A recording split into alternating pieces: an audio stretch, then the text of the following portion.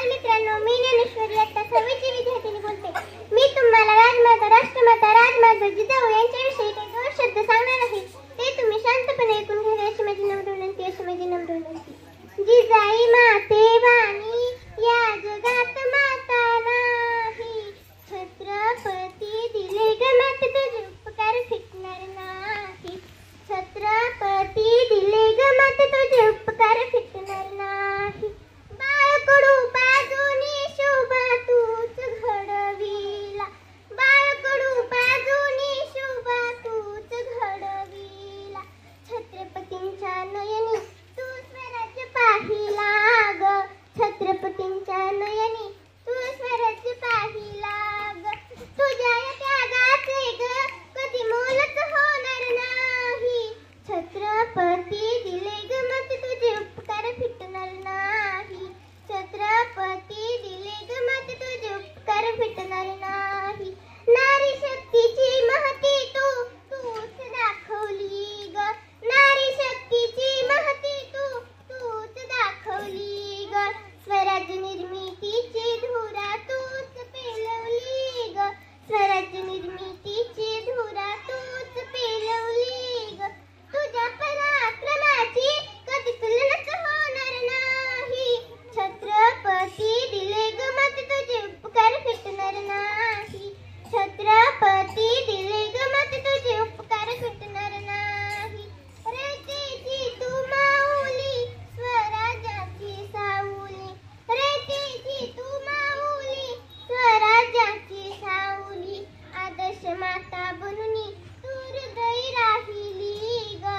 आदर्श माता बनूनी तू हृदय राहिली ग. तिन्ही लोकी अशी वीरमाताच होणार नाही. छत्रपती दिले ग माते तुझे उपकार फिटणार नाही. छत्रपती दिले ग माते तुझे उपकार फिटणार नाही.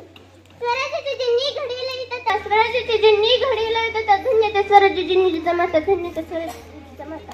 जिजाऊंचा जन्म 12 जानेवारी 1598 रोजी बुलढाणा जिल्ह्यातील सिंदखेड राजा येथे झाला.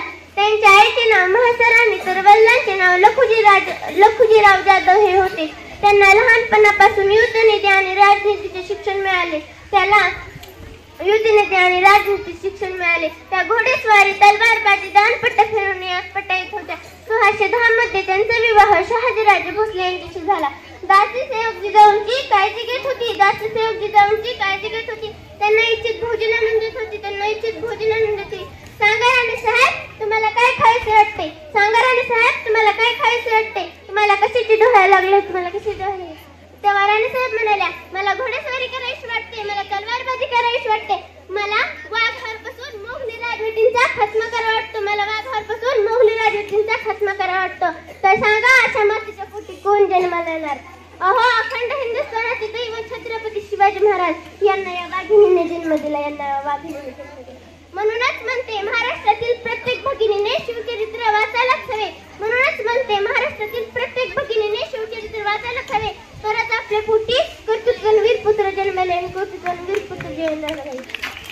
अहो माझ्या जिजाऊने शेतकऱ्याच्या हितासाठी एक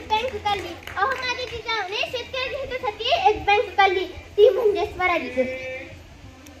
म्हणूनच म्हणते दिल्लीच्या छातडावर अभिमानाने डोले बघवा. राज्य निर्मिती रयतेसाठी पण महाराष्ट्र धर्म जगवा. स्वराज्याची पेटवली मशाल सह्याद्रीच्या साथीने. तेच पुंजी शिवराय आणि राष्ट्रमाता जिजाऊ पाहिल्या या महाराष्ट्राच्या माथ्यावर. एवढे बोलून मी माझे 2 शब्द संपवते. जय हिंद.